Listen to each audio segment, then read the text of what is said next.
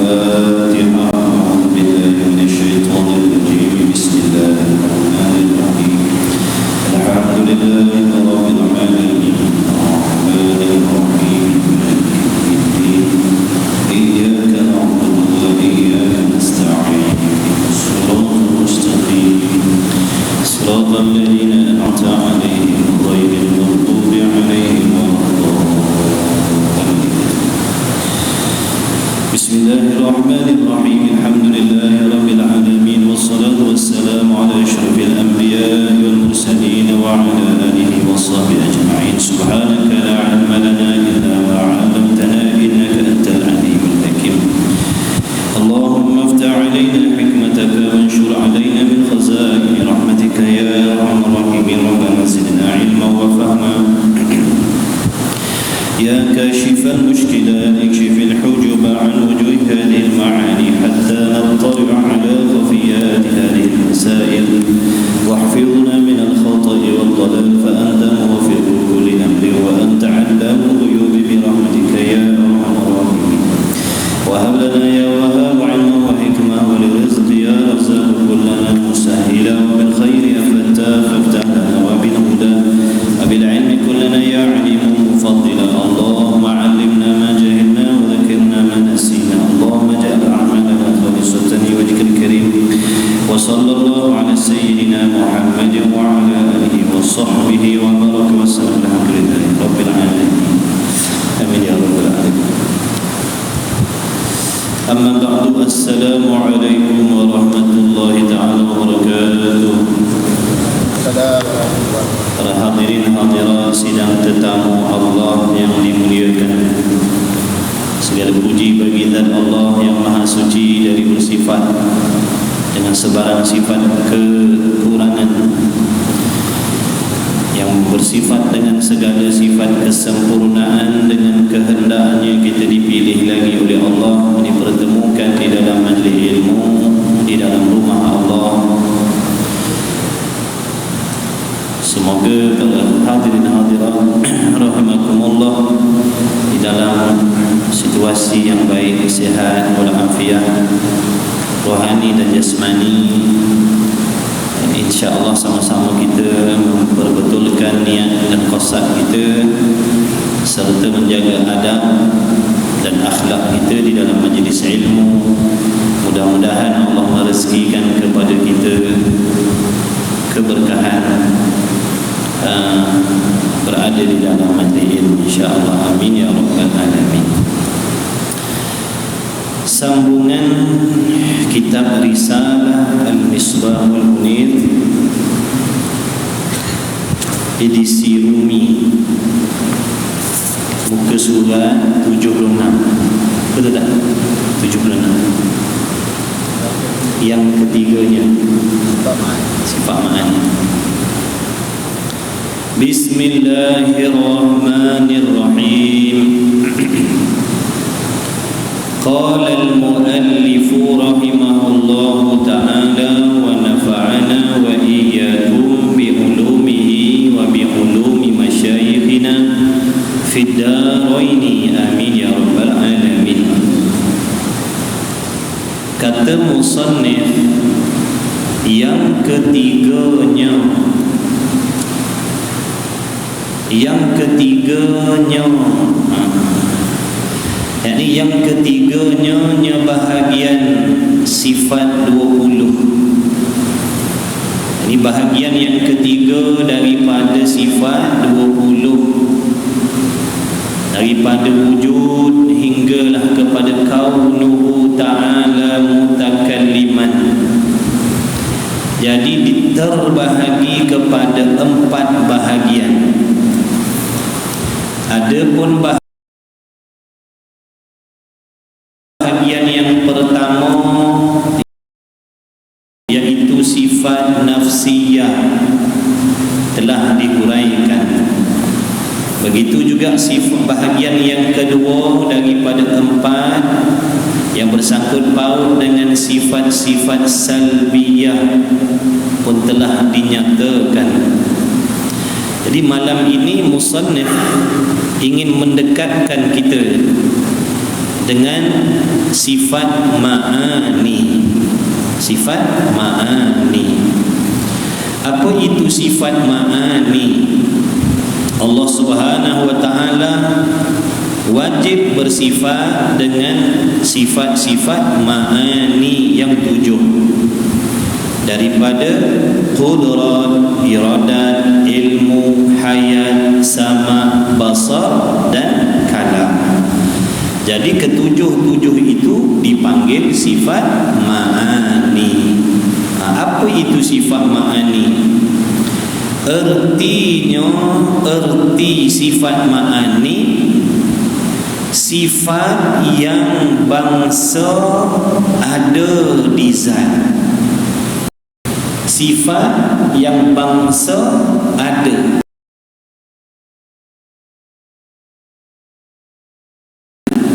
Koma situ. Sifat yang bangsa ada.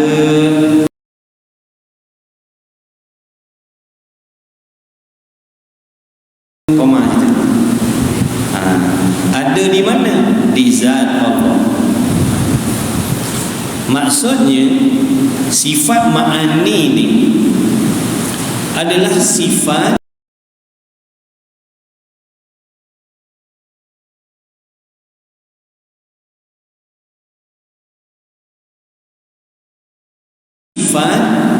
yang dirinya ada. Diri sifat itu wujud. Diri sifat itu wujud.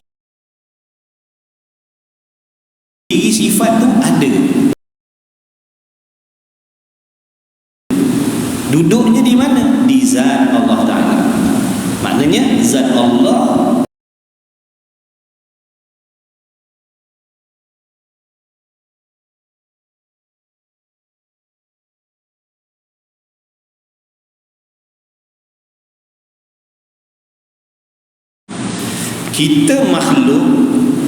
kita ni makhluk ni, yang mana zat kita ini dipanggil jirim.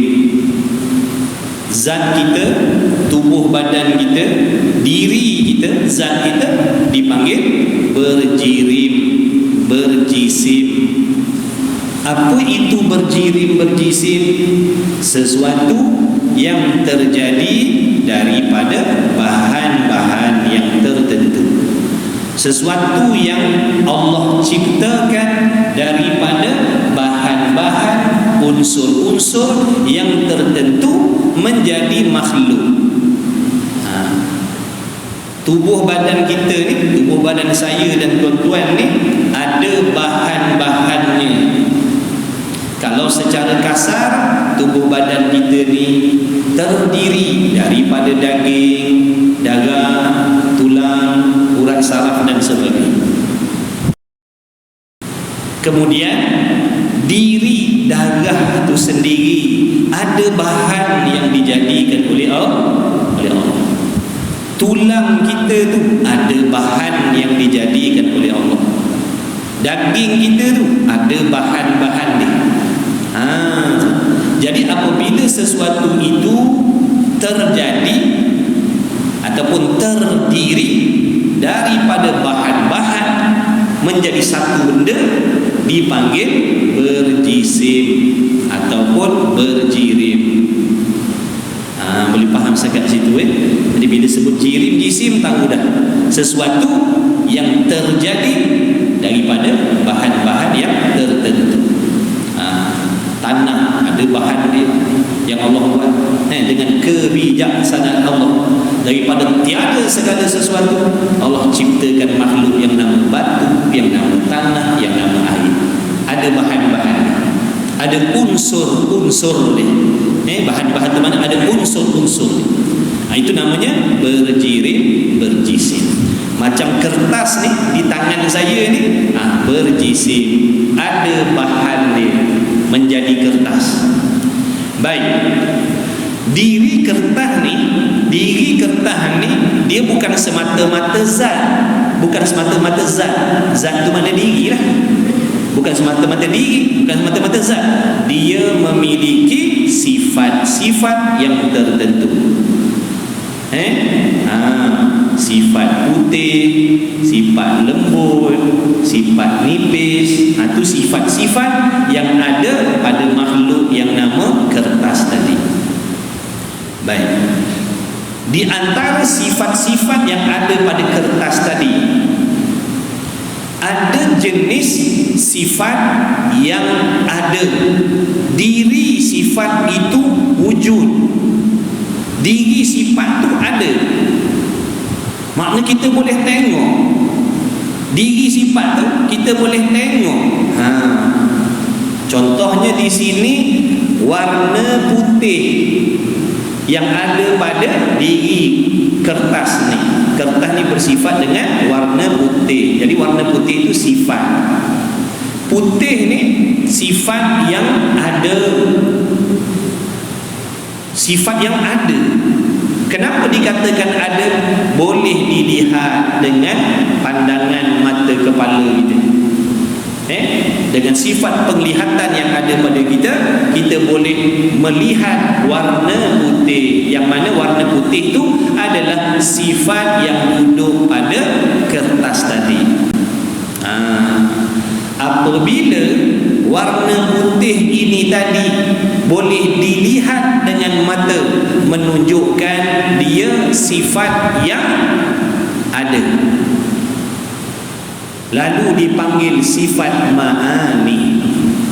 Warna putih ni sifat ma'ani kertas.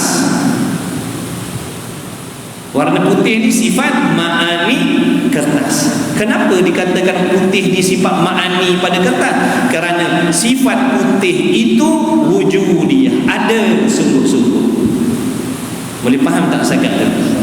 Okey, kalau dah faham, kita nak terangkan satu jenis sifat yang lain. Selain daripada warna putih, kertas ini bersifat dengan nipis.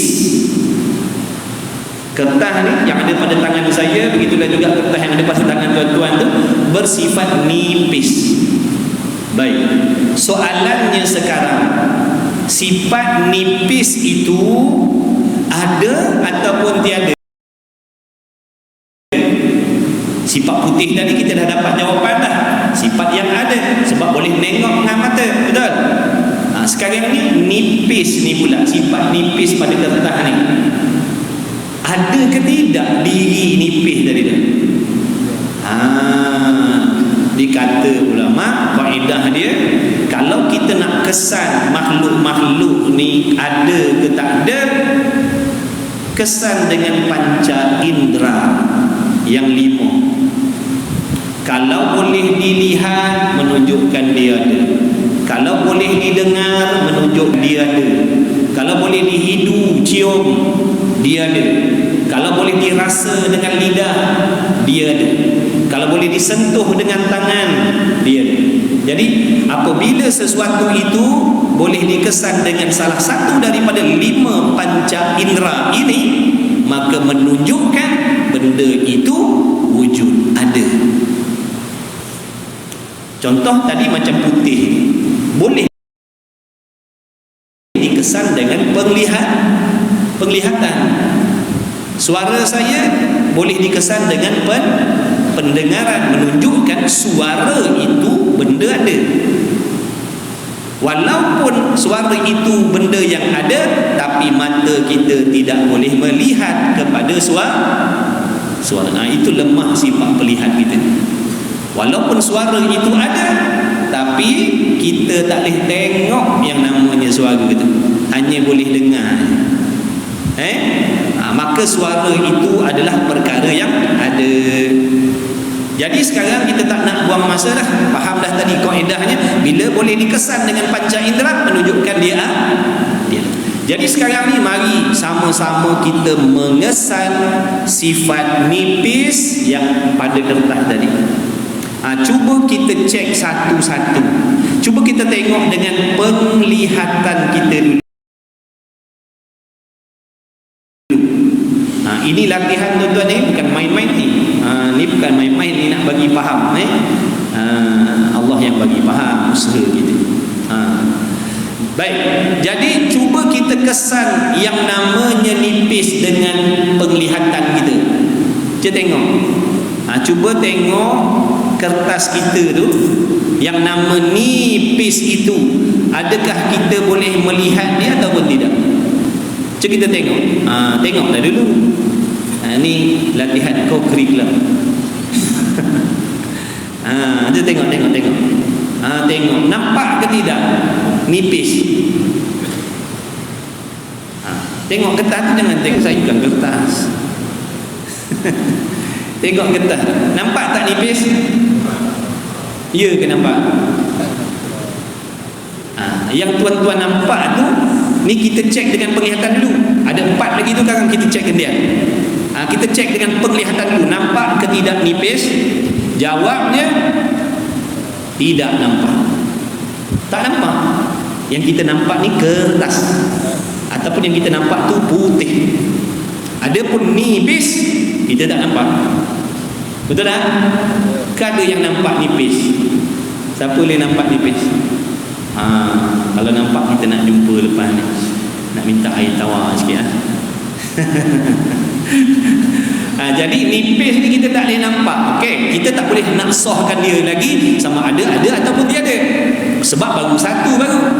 Boleh jadi ni salah satu lagi pada 4 panca indera kan, boleh jadi dapat kesan yang namanya nipis. Jadi nak dikesan nipis dengan penglihatan gagal.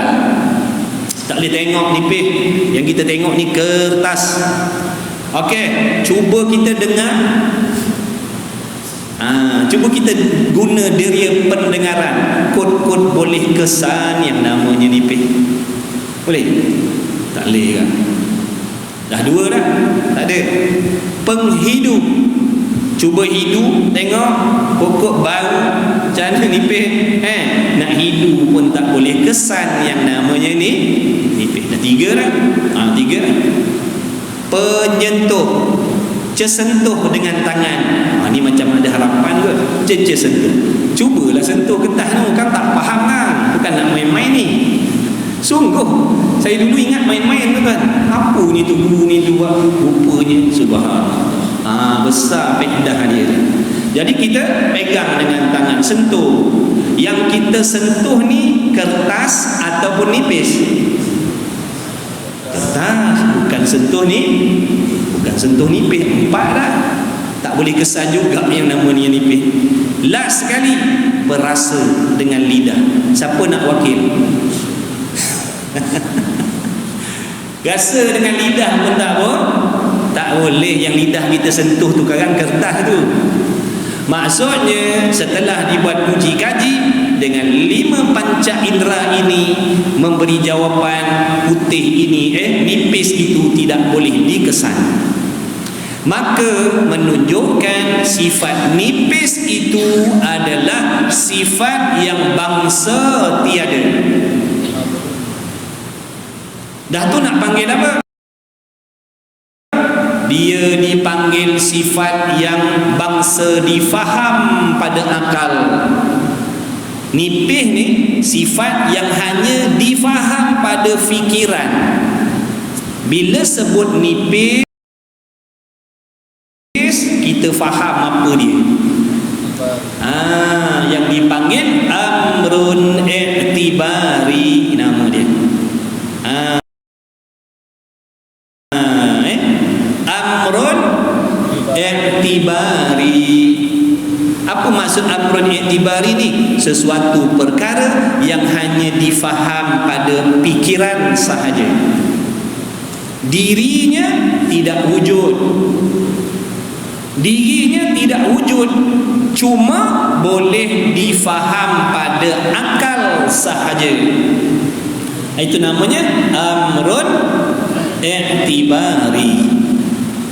Sekarang ni tuan-tuan boleh beza tak di antara warna putih dengan nipis tadi? Warna putih tadi, sifat putih tadi ada, sebab boleh dilihat.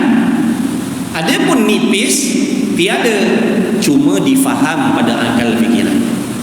Jadi sifat ni ada dua jenis. Satu sifat yang jenis ada, satu jenis sifat yang hanya dipaham pada akal fikiran yang dinamakan amrun i'tibari.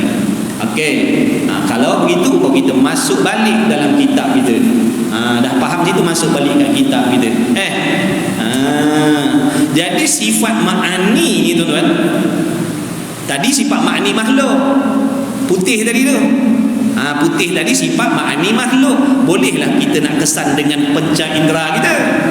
Ada pun yang sedang nak dibicarakan dalam kitab ini bukan sifat ma'ani makhluk. Cuma tadi kita buat contoh nak mendekatkan faham supaya boleh kita membezakan di antara sifat yang ada dan sifat yang boleh dipaham dengan akal fikiran. Okey. Jadi sifat-sifat ma'ani Allah Taala, qudrat, iradat,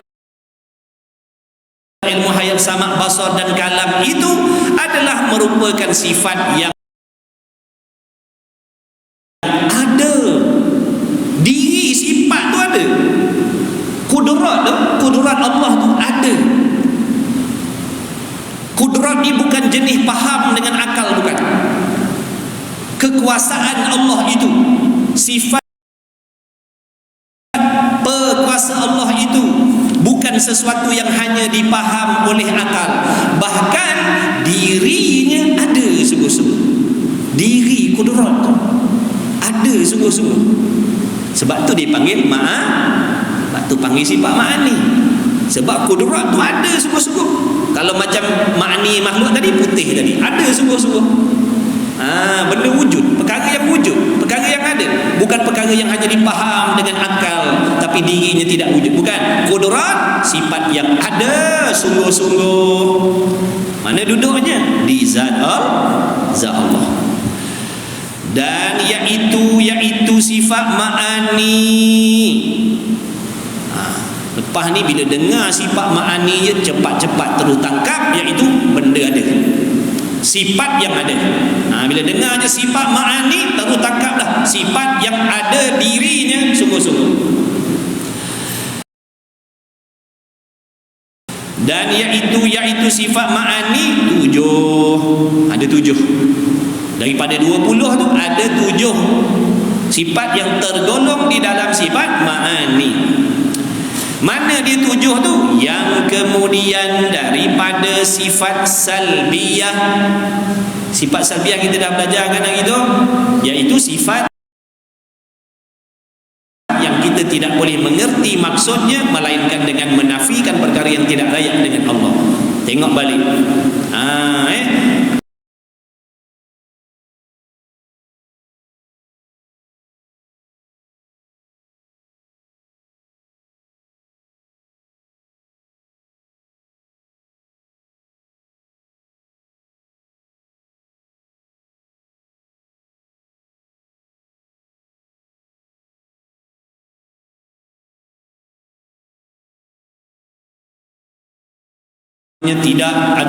Tidak ada permulaan, tidak baharu, baqa artinya kekal, tidak ada kesudahan, tidak binasa.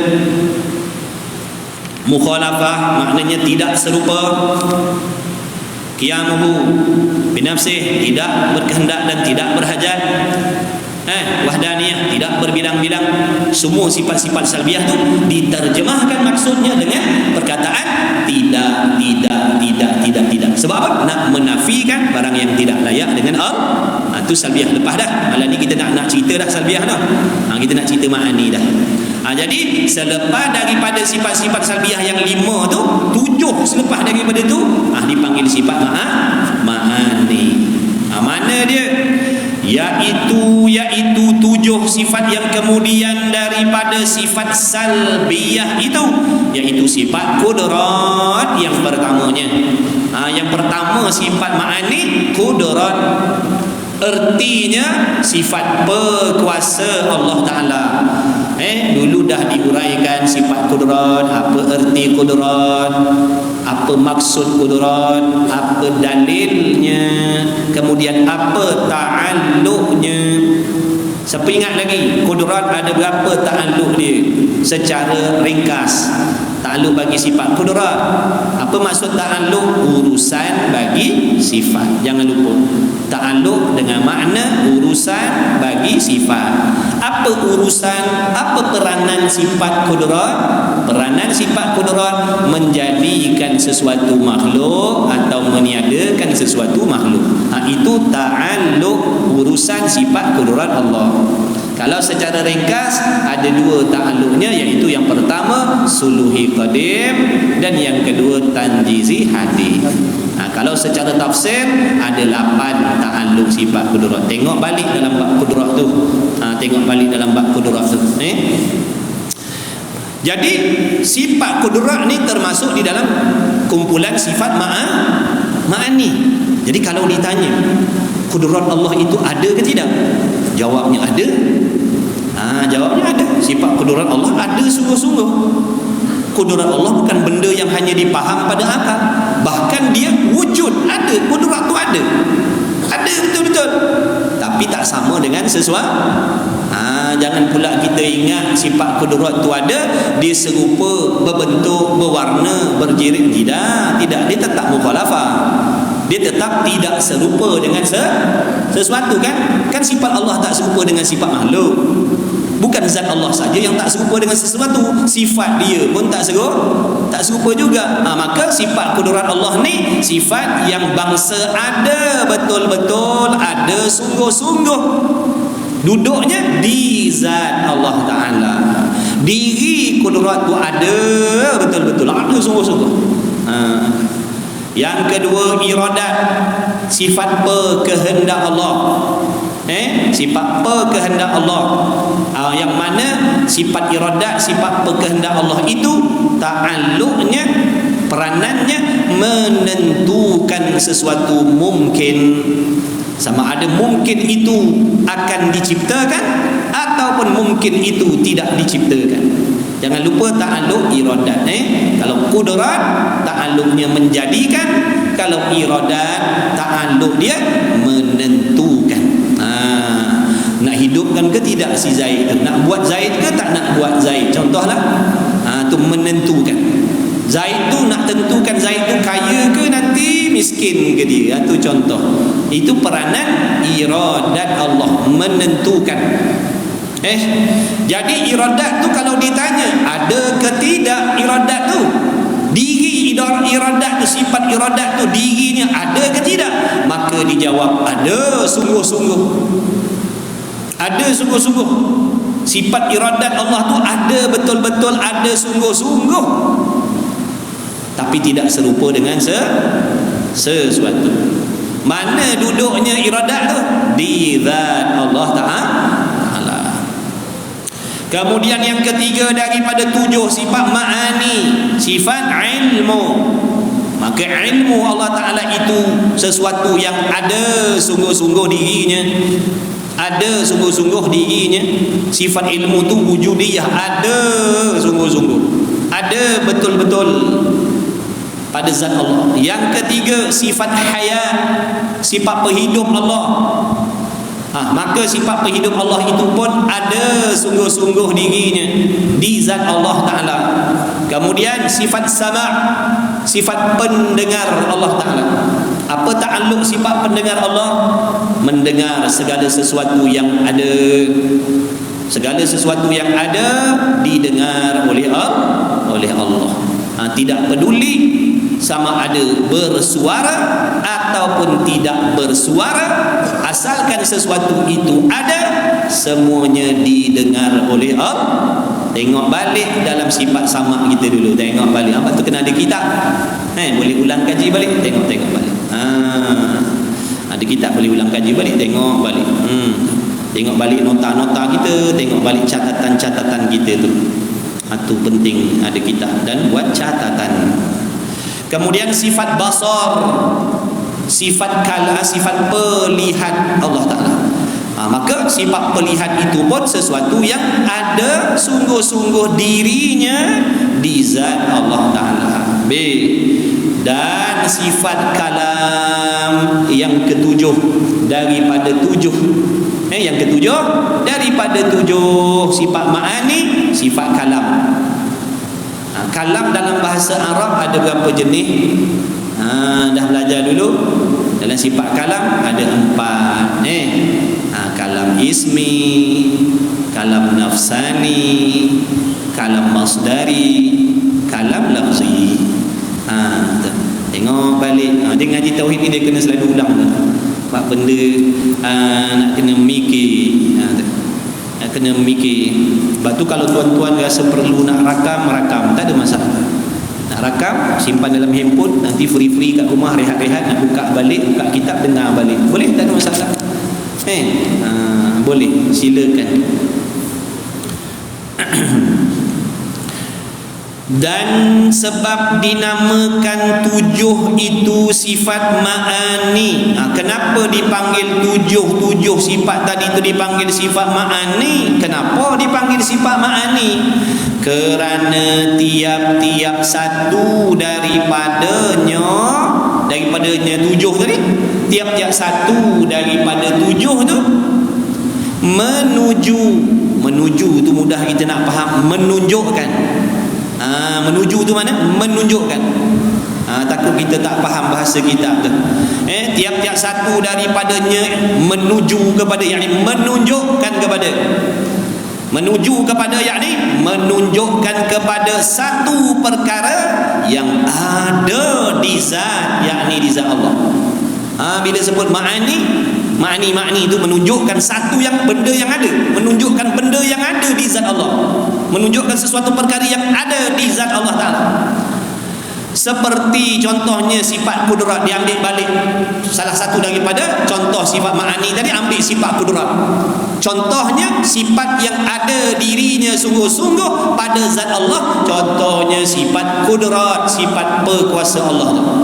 Maka makna sifat kudrat tu satu sifat yang ada ia, bukan sifat yang tiada, sifat yang ada ia di zat Allah Ta'ala.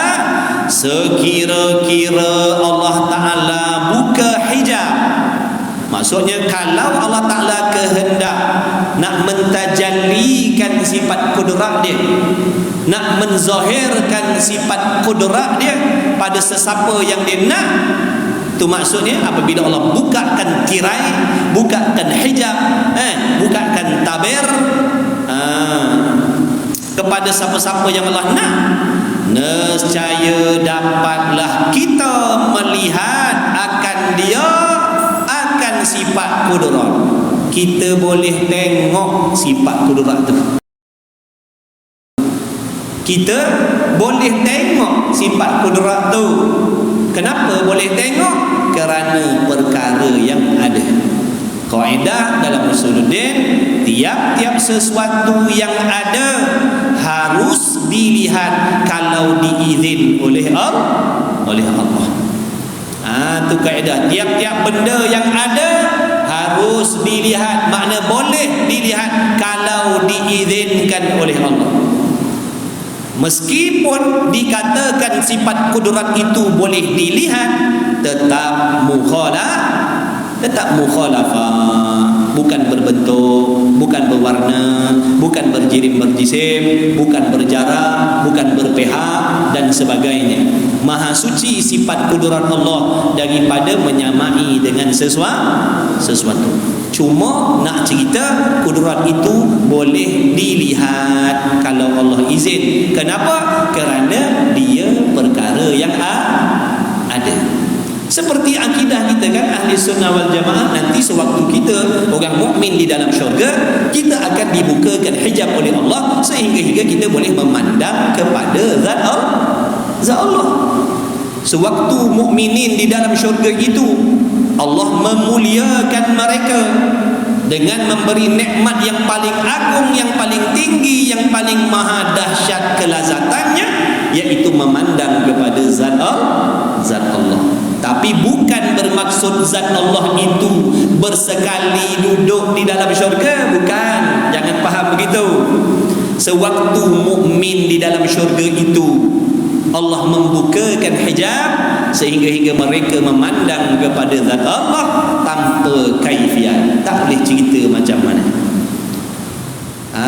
Itu akidah kita ahli sunnah. Di syurga besok kita akan dapat memandang kepada Allah. Itulah setinggi-tinggi nikmat syurga yang paling lazat sekali. Itulah dia. Mudah-mudahan kita semua direzekikan oleh Allah Subhanahu Wa Taala.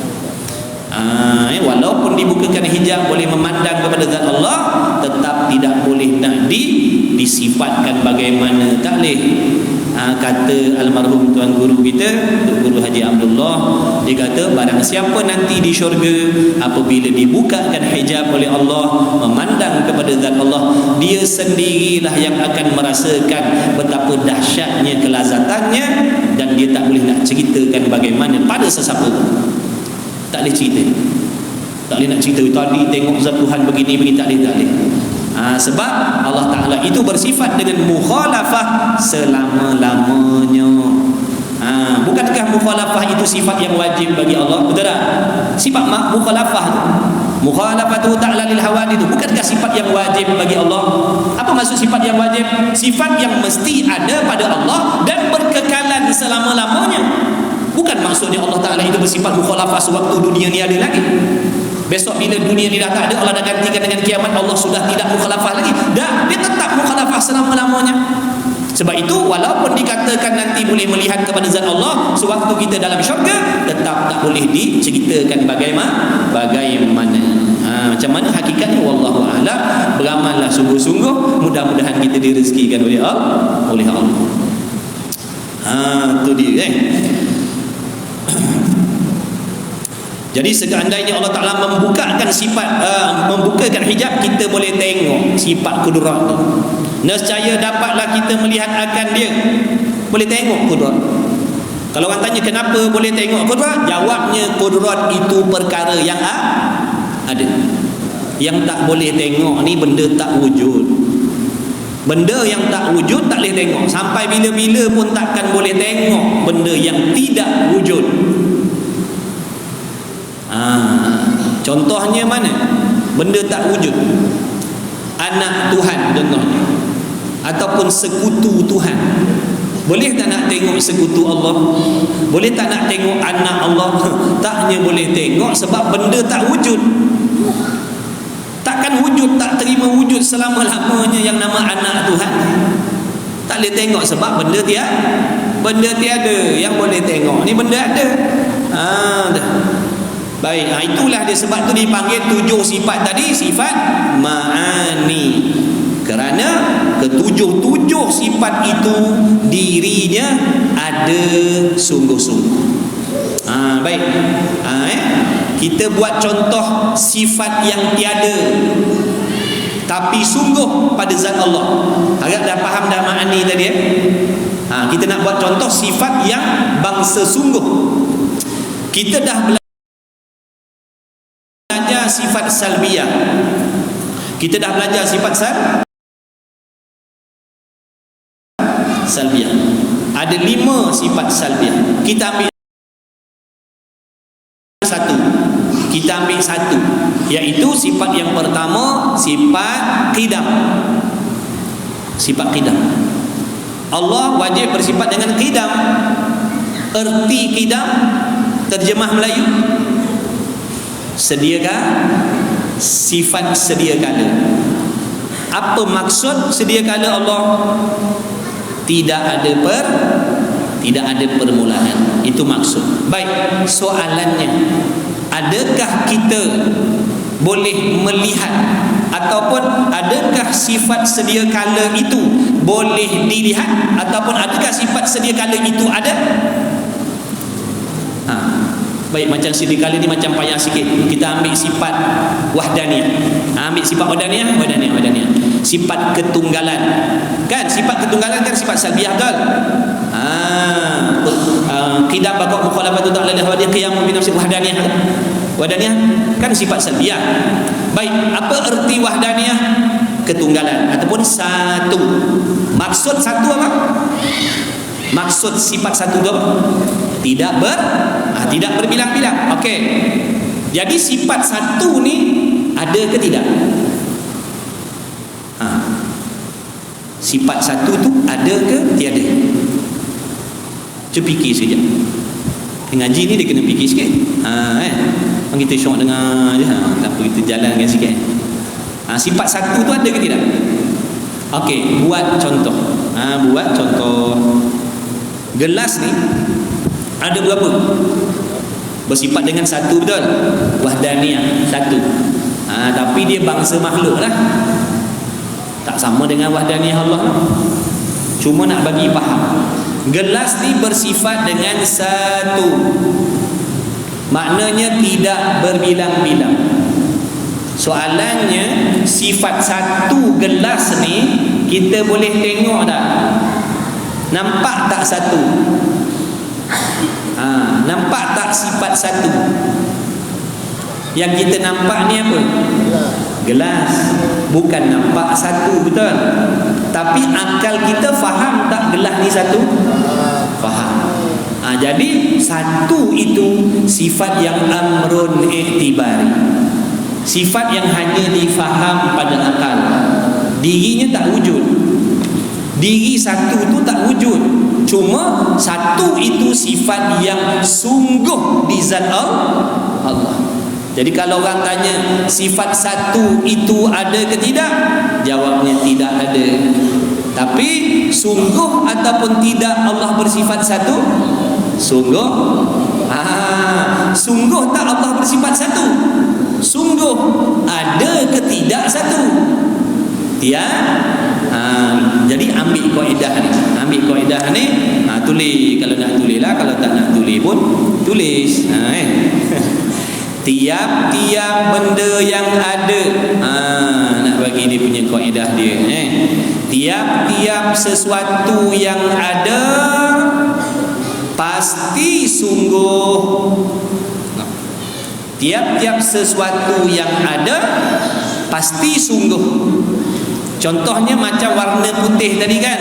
Warna putih tadi ada ke tidak? Warna putih tadi ada tak? Ada. Sungguh ke tidak putih tisu ni? Sungguh. Jadi warna putih pada tisu ni sifat yang ada, lagi pula sungguh. Ada, lagi pula sungguh di kertas tadi. Okey. Tiap-tiap benda sungguh belum pasti ada. Dah tulis dah? Dah tulis tak apa. Kalau belum tulis, tulis. Tiap-tiap benda ada mesti sungguh. Tiap-tiap benda sungguh belum pasti ada. Contohnya benda yang sungguh tadi, nipis pada kertas tadi. Sungguh kertas tu sungguh nipis. Tapi nipis tu ada ke tidak? Tak ada. Nampak tak ada? Jadi sifat nipis tu adalah contoh sifat yang tiada tetapi sungguh. Warna putih ada, lagi pula sungguh. Pening tak? Tak pening. Alhamdulillah. Dia macam blur-blur sikit mula. Tak apa, nanti dia ulang nampaklah, faham insya-Allah. Jadi dalam kumpulan sifat-sifat Allah Taala yang 20 tu ada jenis sifat yang ada jenis sifat yang sungguh. Sebab tu ada ulama mengatakan perkataan qadim dan perkataan azali itu tidak boleh digunakan untuk semua. Contoh perkataan qadim memang maksudnya sedia kala. Qadim maksud sedia kala. Azali pun sedia kala juga. Cuma perkataan qadim digunakan untuk sesuatu yang wujud. Macam sifat-sifat ma'ani tadi panggil qadim. Ada pun sifat salbiah dipanggil azali. Menurut ulama yang mengatakan demikianlah. Kalau mengikut ulama yang satu lagi, boleh nak panggil sifat salbiah tu qadim pun boleh, nak panggil salbiah tu azali pun boleh, nak panggil sifat ma'ani tu qadim pun boleh, nak panggil ma'ani tu azali pun boleh. Gitu je, itu je pun. Jadi itulah yang dikehendaki dengan sifat ma'ani, iaitu sifat yang ada sungguh-sungguh dirinya pada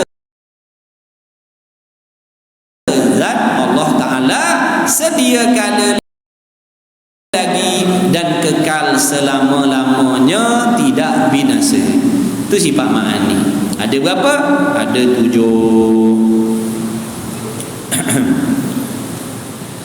Yang keempatnya, sambung lagi.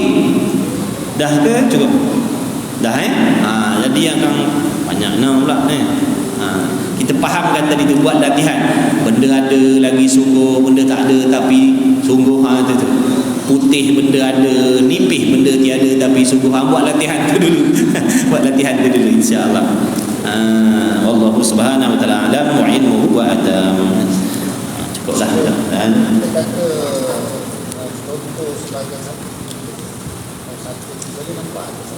sakit. Sakit tu benda faham ke benda boleh? Duduk, nampak tak duduk? Nampak tak duduk? Duduk tu benda faham. Berjalan, nampak tak berjalan? Yang nampaknya tuan. Tuan tu yang kita nampak.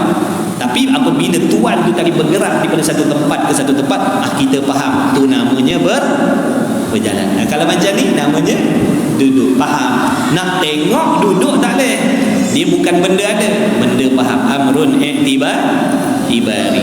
Sama macam bulat pada bola tu. Bulat pada bola tu amrun ibari. Benda tak ada, cuma akal kita faham yang bola tu bulat. Nak tengok bulat tak boleh, nak pegang bulat pun tak boleh. Yang kita pegang tu bola, yang kita sepak tu bola, bukan sepak bulat, sepak bola tu. Allahu a'lam.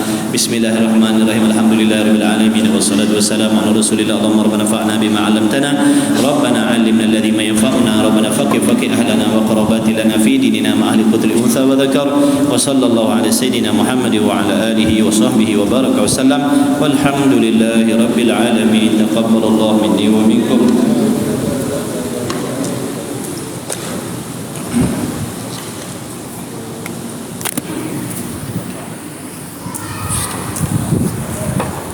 Ada ilmu saya.